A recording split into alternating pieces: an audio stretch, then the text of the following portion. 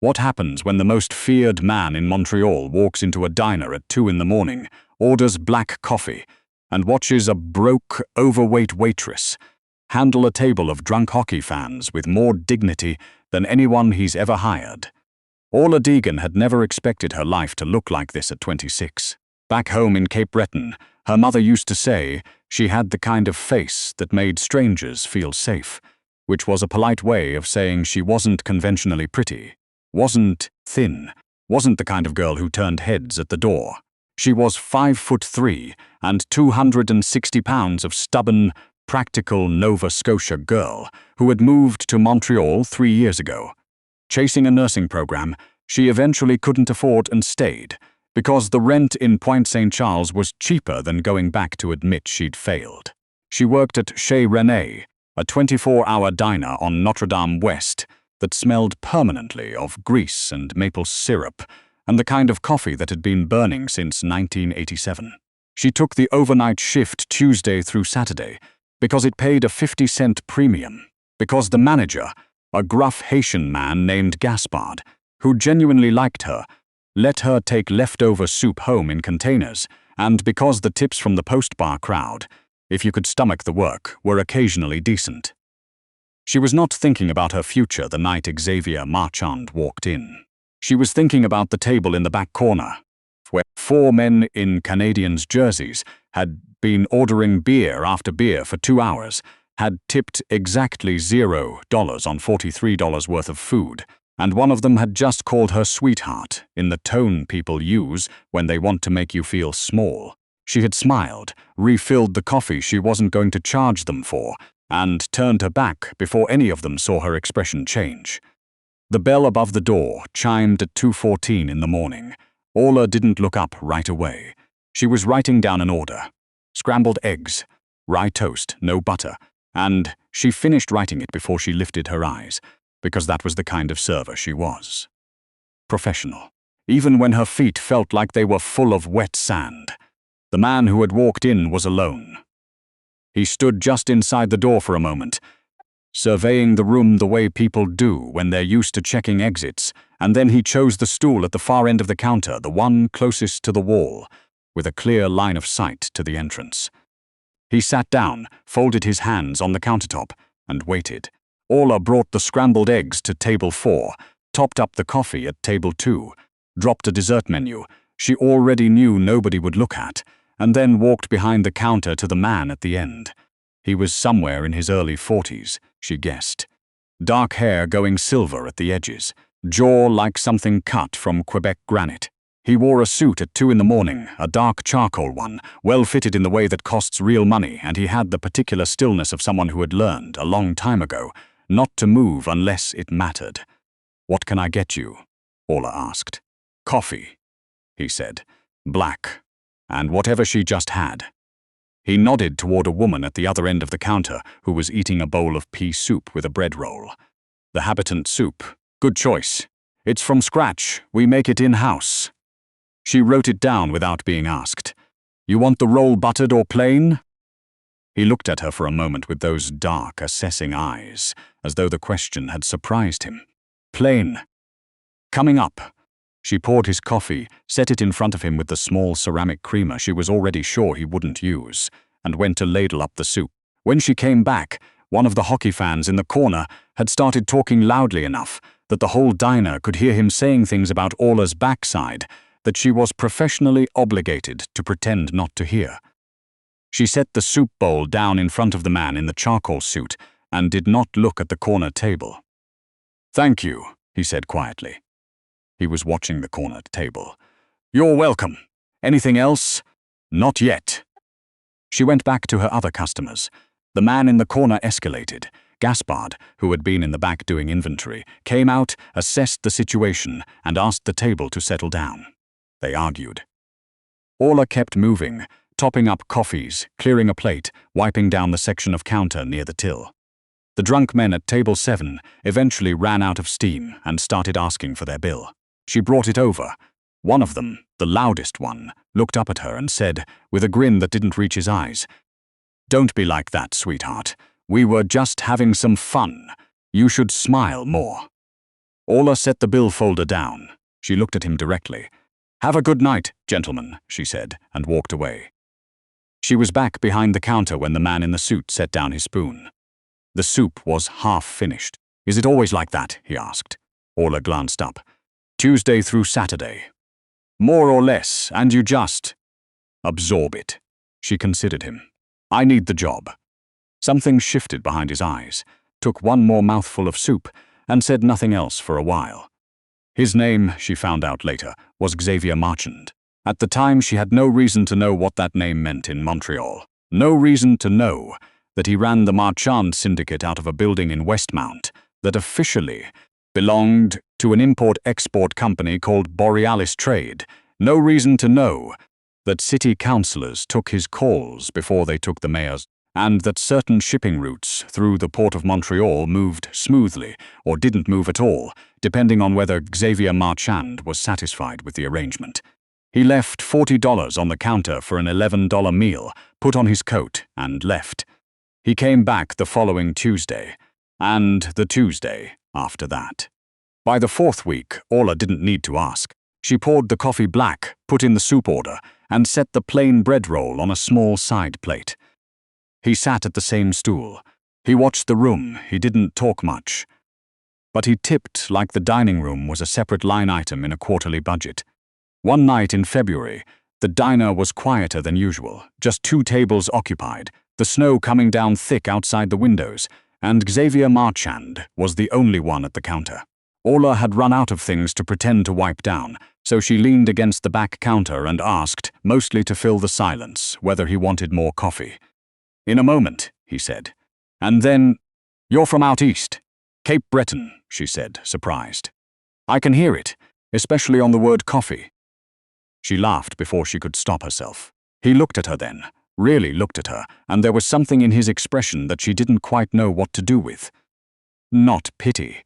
Not the patronizing warmth people sometimes aimed at her when they were trying to be progressive about her body, her clothes, her obvious lack of money. Something more like recognition, as though he was looking at a person instead of a category. "You moved here for school?" he asked. She didn't know why she answered honestly. "Nursing. Couldn't keep up with the fees after my dad got sick. He passed in the fall." She paused. "I stayed because—" "I don't know. I stayed." Xavier was quiet for a moment. "I'm sorry about your father." "Thank you." She refilled his coffee. "What about you?" "You born here?" "Outremont," he said. "Do you want to?" He picked up the mug. "Some nights." That was as close as they came to personal for a while. But the Tuesdays kept happening, and gradually the conversations grew longer, and Orla found herself, on the walk home through the cold, replaying what he'd said and what she'd said back, and the exact quality of the silence between them, which was not an uncomfortable one. She told herself it was nothing. He was a customer, a rich one, clearly. Out of her universe, entire. Then came the night his daughter walked into the diner. Orla was in the back getting condiments when she heard the bell. When she came out, there was a young girl, maybe 8 or 9 years old, sitting at the far end of the counter where Xavier always sat. She was wearing a coat that probably cost more than Orla's rent, and her face was absolutely rigid with the particular expression of a child who has been holding herself together for a very long time and is not going to stop now. Gaspard was at the till, unsure what to do. Orla walked over. She didn't crouch down, because she'd learned a long time ago that adults crouching to child level sometimes reads as condescension. She just sat down on the stool beside the girl and set her order pad on the counter and said, "The hot chocolate here is made with real milk and real cocoa powder. Not the powder from a packet. I just want you to know that, because it matters." The girl looked at her. Her eyes were very dark, like her father's. "How do you know what I want?" "I don't," Orla said. "I'm just telling you what's good. You can have whatever you like." The girl's jaw shifted. "Hot chocolate," she said. Please, her name was Celeste. But not from the file, a different Celeste entirely, and Orla only knew her first name because the girl offered it herself, along with the information that her father was supposed to pick her up from her piano lesson on Sherbrooke at 8:30, and it was now 9:15. and she had walked here because she remembered he came here sometimes, and she hadn't wanted to call his driver because… Here, she paused. Because Papa didn't like it when she caused trouble. Orla set the hot chocolate down, and then sat with her in silence while Gaspard quietly called the number the girl gave him. Xavier arrived 11 minutes later. He walked in, and Orla watched the shift in his face when he saw his daughter at the counter, the controlled panic cracking open for just a second before he crossed the room in 3 strides and put his hands on the girl's shoulders and said her name very quietly. Celeste looked up at him and said, "The hot chocolate is good." Xavier looked at Orla. His expression was not what she expected. There was no embarrassment, no dismissiveness, no attempt to get the moment over quickly. He looked at her the way people look at someone who has just done something that can't be paid for. "She walked here," Orla said, keeping her voice neutral. "She was sensible about it. Busy road the whole way." Xavier nodded once. "Thank you," he said, and it came out lower than usual, as though he'd meant to say more and thought better of it. He paid the bill, helped his daughter on with her coat, and they left together. Through the window, Orla watched him open the back door of a black car for the girl, and then stand outside for a moment in the cold, looking back at the diner before he got in. He came back the following Tuesday. He did not mention what had happened. But the following week, a florist's arrangement arrived at the diner addressed to the staff with a card that said, "Simply thank you." No signature. Gaspard assumed it was from a customer and put it on the counter by the till. Orla said nothing. The problems in Orla's life, unfortunately, did not care that her Tuesday nights had become the thing she most looked forward to. Her father had left behind a debt she hadn't known about. A private loan, money he'd borrowed years ago from a man named Renard Bougie, who operated out of a social clubs on Santa Catherine Est and who charged the kind of interest rate that doubled in the dark. Her father's medical bills had eaten through everything else he had. When the loan came due, Orla inherited it the way she'd inherited his old winter coat and the photo on the mantel, without asking. Renard's man, a thick-necked individual named Stefan who wore too much cologne and a permanent look of bored menace, had found her at the diner on a slow Thursday morning. He'd sat down at the counter, ordered nothing, and explained the situation in very clear terms. $12,000 outstanding. Interest was running. She had 30 days. Orla was making $11.20 an hour plus tips. She said she understood and needed some time. Stefan said 30 days. She said yes. He left. She went to the back room and sat on the step stool by the dry goods shelf for 4 minutes before she went back out and refilled someone's coffee. The next 3 weeks were the worst of her life. She picked up extra shifts, sold her laptop, called about a second job, and did the math approximately 40 times a day, always arriving at the same answer, which was that she was not going to make it. She stopped eating her staff meal at the end of her shift to save money and told herself it wasn't noticeable. She lost sleep. She lost weight without meaning to, which would have felt ironic if she'd had the energy for irony. Xavier noticed. He said nothing for 2 Tuesdays. But on the third, when she set down his coffee and turned to go, he said her name. Just her name. Orla. She stopped. She didn't know how he knew her name. Her tag just said "Oh." "You look exhausted," he said. "I'm fine," she said, in exactly the tone that means the opposite. "Sit down for a minute. I'm working. It's 3 in the morning and there are 2 other customers. Sit down." She sat down. She looked at the counter. She did not intend, in any version of this conversation she'd rehearsed in her head, to tell him anything at all. But there was something about the quality of his attention, the complete, unhurried focus of a man who was not going anywhere, that undid her in a way she hadn't prepared for. It came out in pieces. The loan. Her father. Renard Bougie. The 30 days, which were now 12. Xavier did not react the way she expected. He didn't look shocked or uncomfortable or eager to reassure her. He was very still. His jaw had gone to that particular piece of Quebec granite, and his eyes, when she finally looked up, were not soft. They were sharp and very cold, but not cold at her. "Buggy," he said quietly, as though confirming something. "You know him?" A pause. "I know who he is. He's not like a big player or anything. He's just a loan shark. My dad was. She stopped. My dad trusted the wrong person. Xavier looked at his coffee. When is the deadline? 12 days. How much? She told him. He was quiet for a long moment. I don't want your money, she said, because she could see the thought forming. I know, he said. I mean it. I'm telling you because. She stopped again. She didn't know why she'd told him. That was the truth. I don't know why I told you, because you needed to tell someone, he said, and you don't have anywhere else to put it. She looked at him. He was right, and they both knew he was right, and for a moment, the diner with its burnt coffee smell and its fluorescent lights was the only place in the world. I'm going to handle it, she said finally. No, Xavier said, I am. She opened her mouth. Not a gift, he said before she could speak. Not charity. This is something else entirely. He looked at her directly. Renard Bougie has been a problem in my city for a very long time. He operates in a space he was never authorized to operate in, and he uses people who cannot protect themselves. Your father is not the first. This has nothing to do with you, except that it involves you, and now I know about it. Orla stared at him. Your city, she said. He didn't flinch. Yes. She should have been afraid. That was the reasonable response. She looked at this man in his perfectly fitted suit at 3 in the morning and understood, in a way she hadn't let herself fully understand before, exactly what he was. The Tuesday nights, the stillness, the way he surveyed a room, the way even the most disruptive customers somehow never caused a scene on the nights he was here. She wasn't afraid. She didn't have the right word.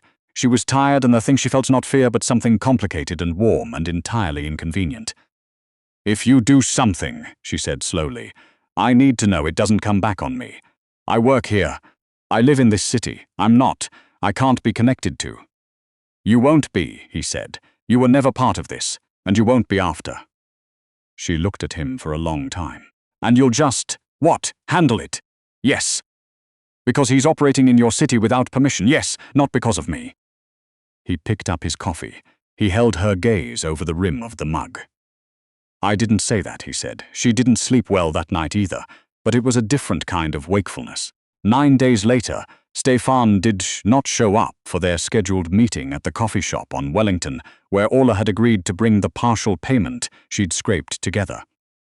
She waited 45 minutes. He never came. When she called the number she'd been given, it was out of service. 3 days after that, a woman from Renard Bougie's office called her to inform her that the account had been settled and closed. The woman was professional and brief and gave absolutely no explanation. Orla said thank you and hung up, and sat very still on her bed in her apartment for quite a long time. The next Tuesday, Xavier came in at his usual time. She set down the plain roll. She stood across the counter from him and said, It's done. I know, he said. Are you going to tell me what happened? No, she nodded. Okay. She started to turn away. Orla. She stopped. He won't bother you again, or anyone in that neighborhood again. That's what happened.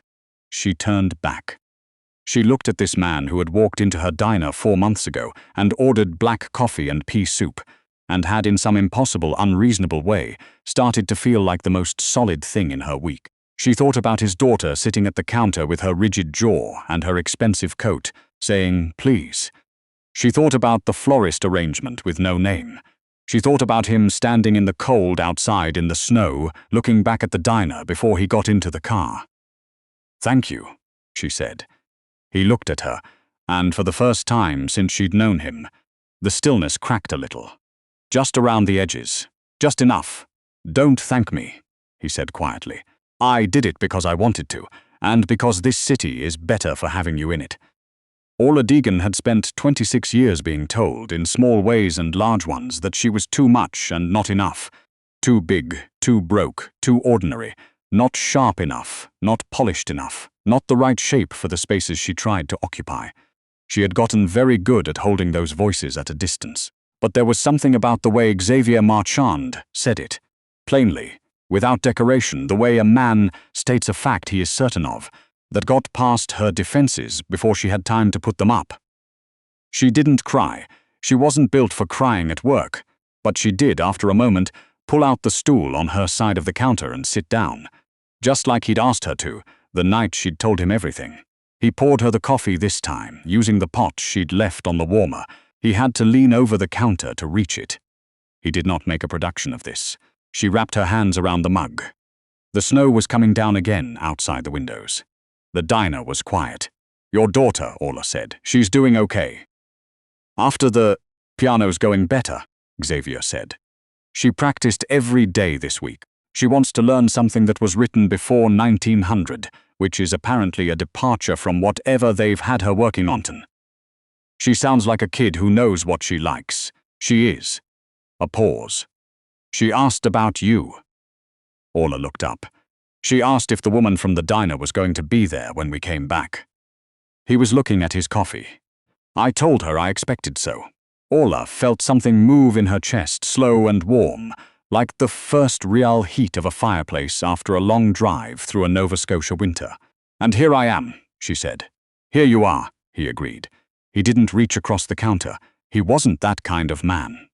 But his hand rested on the countertop, close to hers, and neither of them moved away, and the silence between them was the kind that doesn't need filling. A few weeks later, the other servers at Chez René started noticing that the quiet man at the end of the counter, the one who always ordered the soup and left tips that made Gaspard check the bills to make sure they were real, had started arriving a little earlier and staying a little later. They noticed that Orla always seemed to know what he wanted before he asked, and that he always seemed to be aware of where she was in the room, even when his eyes were somewhere else. Gaspard said nothing except, one night, when he and Orla were closing up and sweeping the floor, "That one. He's not the kind of man who comes into a diner for the soup." Orla leaned on her mop. "I know." "You're being careful?" She thought about it. "I don't know if careful is the right word." Gaspard considered this for a while, pushing a chair back under a table. "Your father," he said carefully, "would have wanted you to be safe. But safe and careful are not always the same thing." She looked at him. "No," she agreed.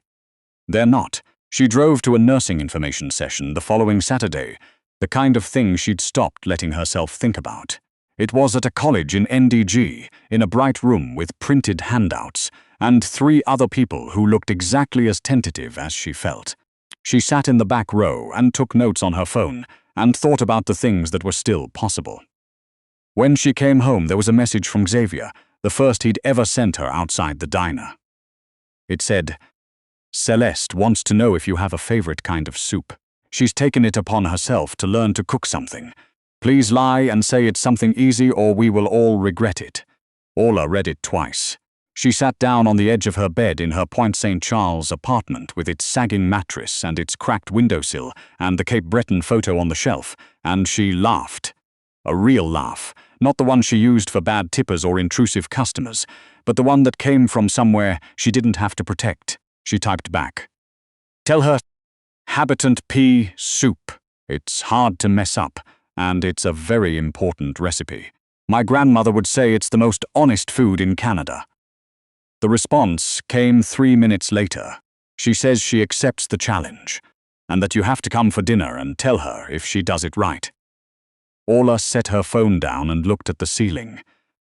She thought about the diner at 2 in the morning, and the man who ordered coffee and sat with his back to the wall and watched the room. She thought about all the ways the world had told her she didn't fit into the good story, and how the good story had walked in anyway, ordered the soup, and kept coming back. She picked up her phone. She typed, "Tell her I'll be there, and that I'm a very honest judge." Then she pulled out the nursing program application she'd printed at the library and hadn't been able to look at for 2 years, and she set it on the table in the light, and she started to read.